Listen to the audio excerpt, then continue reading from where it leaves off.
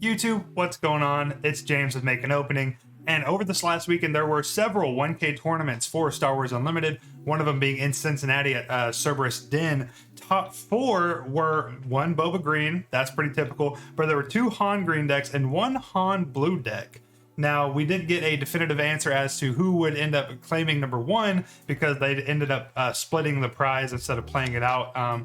So today we're actually going to be covering one of those deck lists, the deck list that I find to be most interesting out of those 4. And as you can see right here, the deck list that we're going to be covering today is the Han Blue deck. Now, I have recreated this deck list over on SWDB. The link to that is going to be down in the description below. Something that they've updated on SWDB recently is the addition of a price point, so I don't have to manually type in the list and put it in mass entry on TCG Player. They kind of just automatically populate it, which is pretty cool. I love that change. So as it showed on SWDB, it's $350. I'll still leave the itemized list of the deck down below. That way you can copy paste it into mass entry on TCG Player anyway if you want to buy it. Maybe at some point I'll get a TCG Player affiliate link, but in the meantime, let's go over this really cool Han Blue deck that got top 4 at the Cincinnati 1K. Hash Brown has joined me.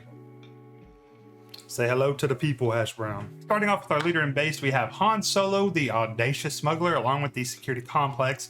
Security Complex, you could probably run a 30 HP deck, but Security Complex is pretty good, especially whenever you're pairing the shield onto, a pretty big Jedi with a Jedi lightsaber, or maybe even one if you're early plays with the Jedi lightsaber, like R2-D2 with the Jedi lightsaber. A 4/7 with a shield is pretty cool. Han Solo, everyone knows what he does at this point, but for those of you that are new to the game and new to the channel, hi, I'm James. Please subscribe. I'm almost at 100 subscribers, but Han Solo, as a leader, his action is you exhaust him and you put a card from your hand into play as a resource and you ready it.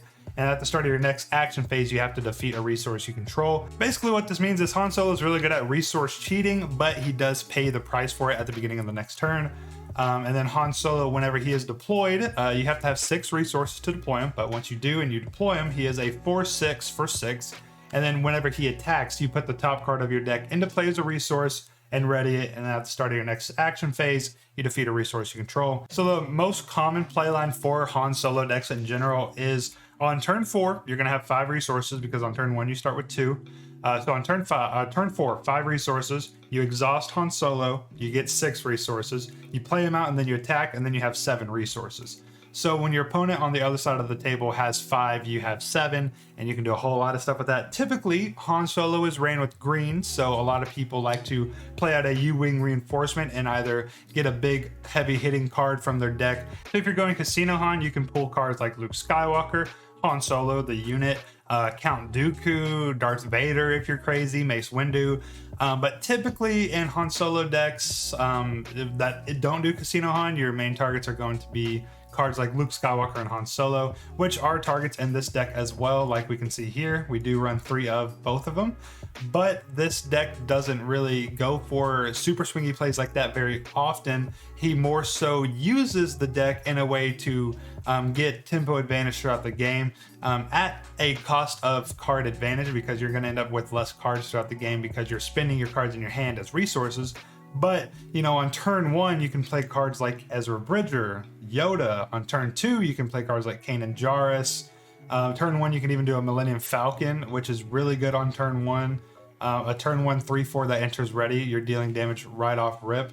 This deck does play more so like a mid-rangey aggro tempo style deck, but just because of the amount of resources you can ramp out pretty fast, I would say it's pretty aggro, but it also has some stability through the mid game. Late game, there's not a whole lot, but there are cards tech towards that as well. Yeah, Han Solo is a great leader. I typically always see him in green, which is why I want to make a video covering this blue deck, because I think it's going to be super, super interesting. Taking a look at it, I even did a couple quick playthroughs on Force Table, and then I did one TTS game with one of my friends. The game went pretty smooth. I haven't done a whole lot of testing myself, but it got top cut out of 1K, so it's a pretty good deck. Let's start with the ground units. So let's go ahead and boom. Hopefully you guys like what I did with the graphic this time around. I kind of make them look like neon lights, blue for the blue units, yellow for the yellow units. Just a little detail that I added in. Why are you meowing at me, boy? Yeah, I believe that.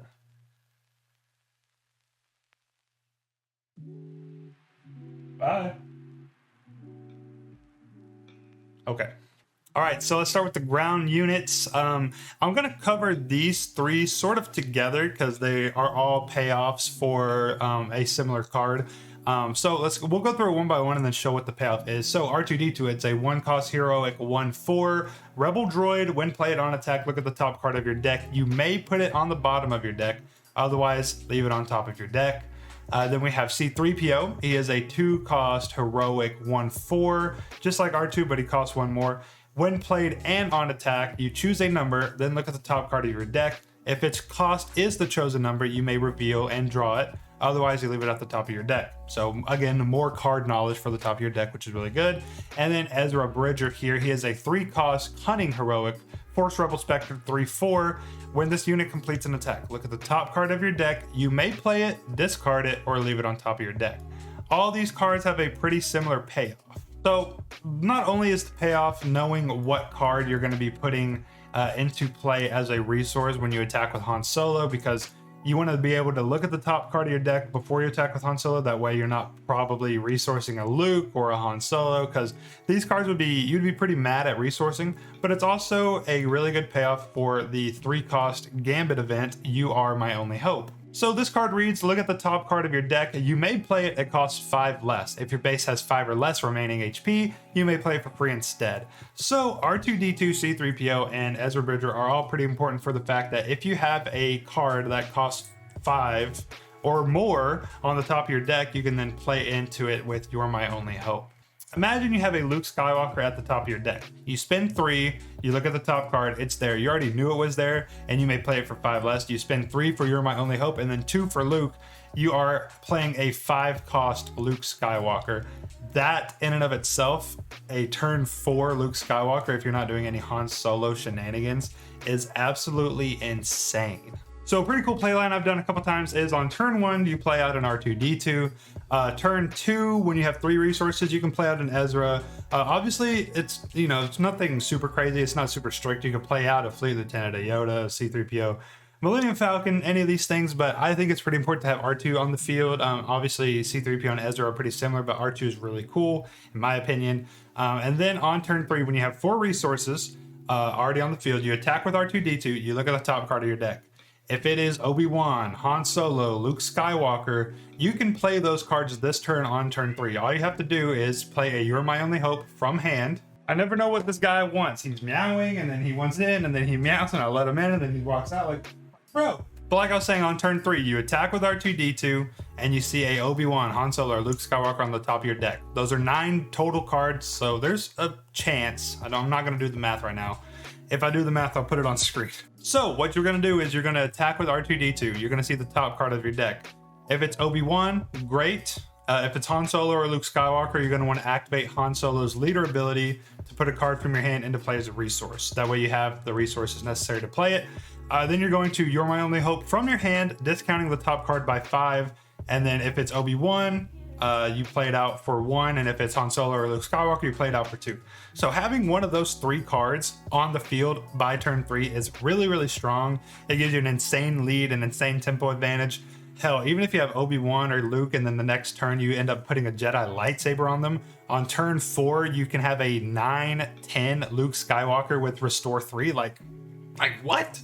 It's insane. It's crazy. The play lines that you can do with this deck are really, really cool, but you gotta get lucky a little bit. So I know we went on a little bit of a tangent, but let's cover the rest of the ground units. So we have a 3-cost heroic 3/3 Fleet Lieutenant. He is a Rebel Trooper, and you may attack with a unit. If it's a Rebel unit, it gets +2/+0 for this attack. So it doesn't have to be a Rebel unit to attack. Most units are Rebel, but Yoda's not, Obi-Wan's not, Han Solo's not. And then when it comes to the vehicles down here, your Millennium Falcon isn't either. But a lot of your units are Rebel. You can attack with any of them, but the Rebels get the most benefit, obviously getting +2/+0. Yoda's in here for good synergy with our Jedi lightsaber, and he's just a great card to play in Blue Heroic as well. It's a 3-cost 2/4 with Restore 2, and when defeated, you choose any number of players. They each draw a card. If you want to like BM your opponent, say, oh, you can draw a card, I'm not worried about you. That's kind of funny, but you only usually target yourself. Kanan Jarrus is here. He is a 4-cost 4/5 Force Jedi Rebel Spectre, a mouthful of keywords.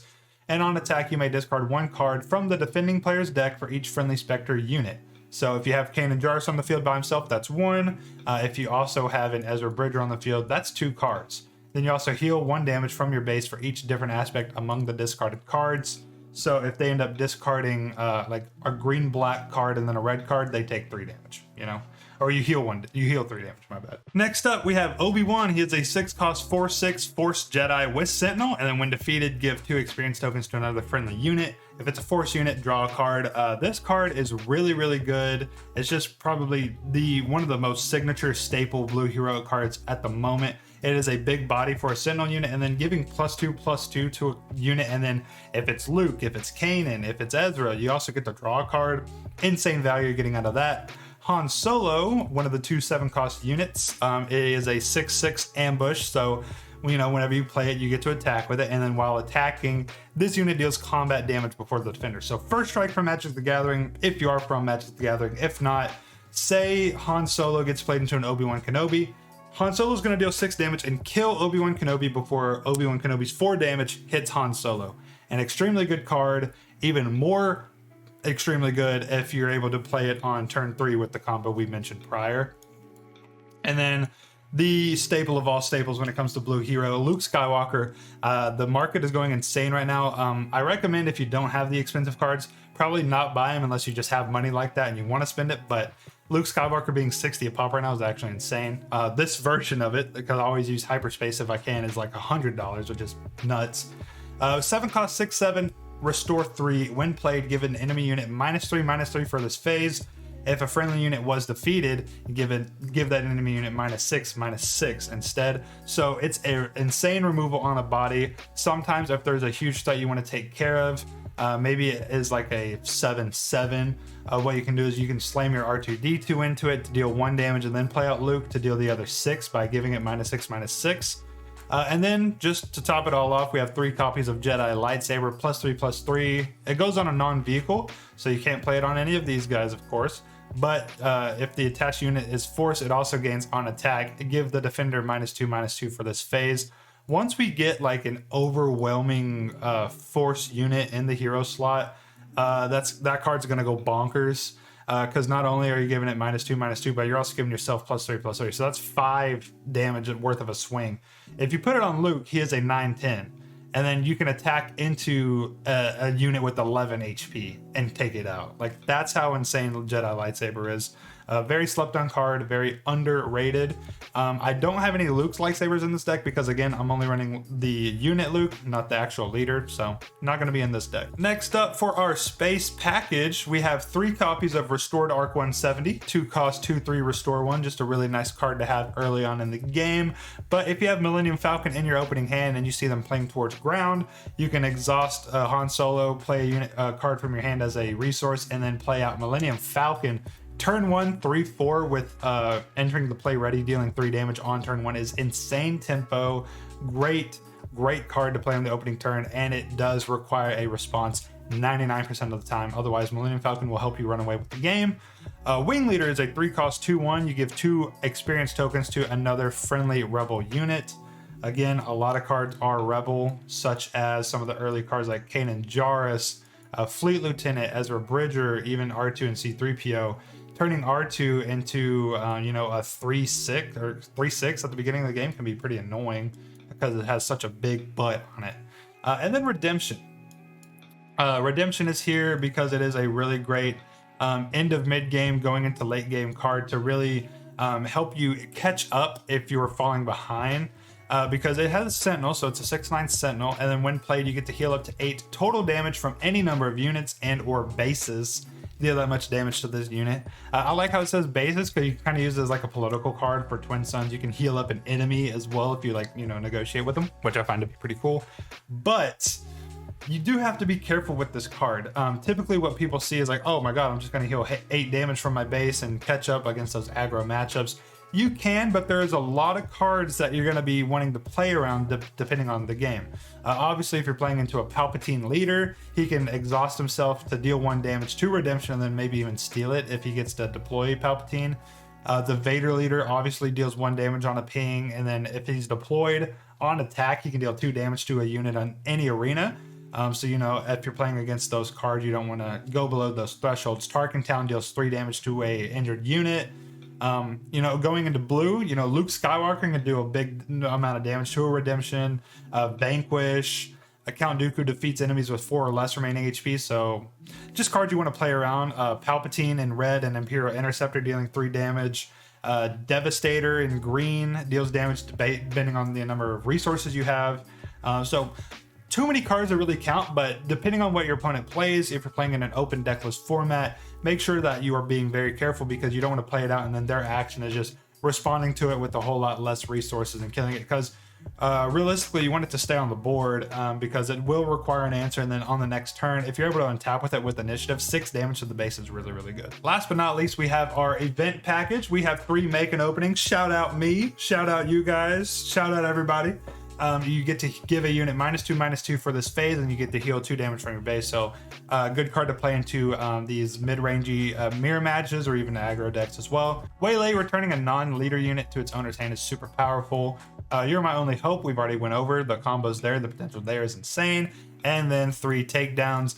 Defeat a unit with 5 or less remaining HP. This card is just super good into a lot of really strong early game staples in the game, as well as a lot of leaders as well. You can take out Iden with it if you pop her shield, take out Sabine, you know, a whole bunch of different leaders because it is a unit, not a non-leader unit. So if you guys like the deck list, if you like the way it looks, let me know down in the comment section below. If you guys want to see some gameplay of the deck as well, let me know.